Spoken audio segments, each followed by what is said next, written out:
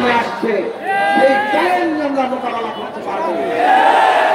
সেই কারণে শিক্ষার দায়িত্ব রাষ্ট্রের হাতে নিতে হবে।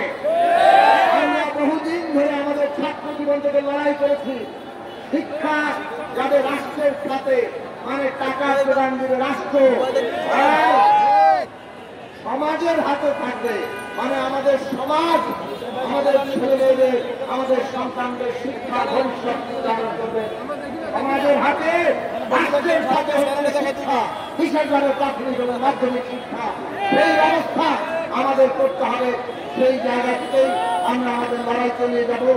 আমরা সরকারের কাছে আবেদন করব আপনাদের দাবি বিবেচনা করার জন্য।